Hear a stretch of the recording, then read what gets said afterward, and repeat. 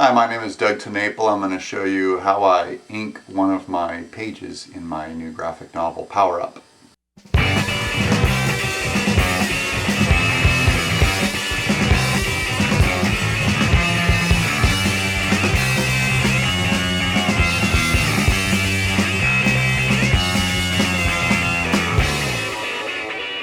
Always turn off the light to keep from wasting power. Always. Or you're sinning. You'll go to hell. It's for your children. So this is what I use is the Winsor Newton Series 7. This is a size 3, which is the best brush for my inking. Inks, because I was raised off of the computers. Like I was raised drawing with real ink and real brushes and real paper. And there was just something really synthetic about using the Cintiq that just, I could go fast and it was fun to compose the page and everything, but there was just no sensuality. It lost the soul to the tactile feelings. Like my hands, they have ink on it, and I love getting the ink out from under my fingernails. You don't get pixels under your fingernails. I did a book digitally and it left me feeling empty. It's really weird. And because I felt very full in that I told a story, it's illustrated, it's good, and then just at the end I said, I gotta go, but I felt like I was cheating on a lover or something, it's like I gotta go back to ink and brush. I'm not gonna spend this much time away from it. And then I do want to still go back and do another Cintiq book, but there's just more love and fun. It's probably like if you're playing piano, like I just rather play a real piano than a synthesizer.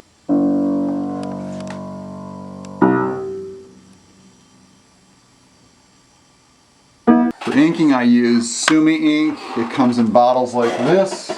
It comes in bottles like this. This is awesome Japanese ink, Better Blacks, because as of right now, this stuff, Black Magic, is garbage.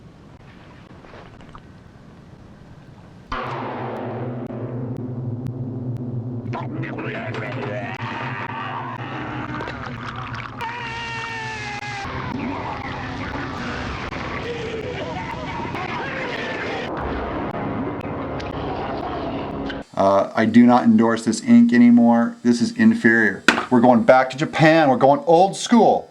So what I do is, look at this. I collect these caps and I use them as my inkwell. And so the ink, I shook it up to make sure all the pigment works through the liquid. One page a day, obviously my art's going to be a lot better because I'll spend more time designing the page and composing the shot and inking more carefully. What I gain from doing 4 pages a day is just there's way more energy in the brushwork. I mean, even if I make a mistake, I'll just keep going. I see it as I'm 42 years old. I might only live another couple days, or I might live a couple years, or but if I live another 40 years on this earth, I want to make 40 more graphic novels. I want to do at least one a year. And I got way more stories than that to tell. I got way more stories than that in me. So I'm just worried about not being able to get enough of them out. Like I'd be really sad if I died after my first graphic novel and all I did was one crappy little comic book. So I had to pick up my speed, and that's because I really am, I care more about telling and completing a story than making a story perfect. So this panel's already been penciled, and I work kind of loose on my pencils, and I have some rough design going on. I'm going to really load up the brush on this guy because he needs a lot of really big black strokes like that. And he's a tricky guy because he's almost all black, and it's hard to get all black looking interesting because I don't just want to fill it all in black, or he'll just look like a shadow with eyeballs. So I want to try and I learned this from watercolors, this is called preserving white space. I find a lot more meaning in stories, and because if you look at what an image is, an image, it tells a story with an image, but it's like a snapshot, and maybe a sequence of events, small events. But I like epics, and I like the beginning, middle, and end, and I like seeing someone change over time and see how does life affect them and how does a journey affect them is what excites me. You can't get that, I don't care how good of an artist you are, you can't get the breadth or size of Lord of the Rings in one drawing, or even a series of drawings. There's too much story to tell. And I'm far more seduced by the idea of story than I am by even a beautiful image. But I like images, which is why I write and draw. Yeah, so you wouldn't say a picture tells 1,000 words? Yeah, a picture tells 1,000 words, but a frickin' 50,000 word book tells more than one image. So a trick I do is if I end up getting, say, too much ink on a brush, that's too much ink. It's just bulging with ink and I need to dump some ink. Well, I have these silhouette frames and I'll start dropping ink up here.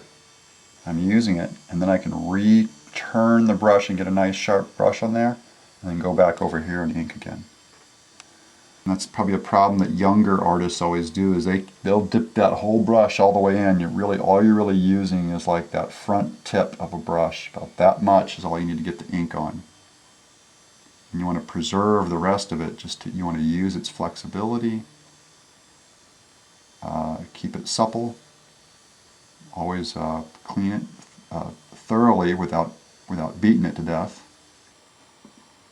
5 years ago, I was writing stories, but I didn't have the confidence of experience to really stand on. Now I feel like I can really look at a script of mine and just say, yeah, you know what, that one needs to be illustrated and brought to the public. Was Creature Tech the first time you thought that? Yeah, Creature Tech was a script I couldn't get anybody to read. And they were tripping over the visuals of it, just saying, what do you mean there's a guy with a creature attached to his chest? Or, what do you mean a mile-long flying space eel? And I just knew if I could draw it and show them, this is why it's cool that a mile-long flying space eel is electrocuting all of Turlock, this little farm community. And in the comic book, you open up a page, you go, of course.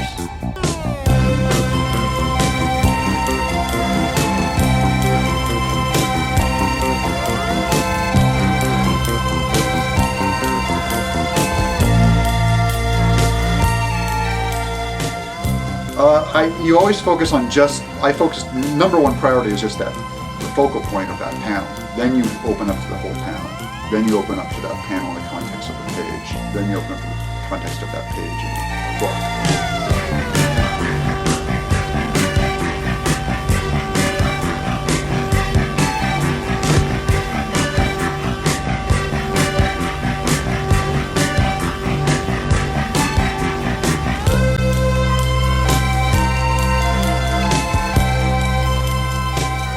We're going to clean my brush now.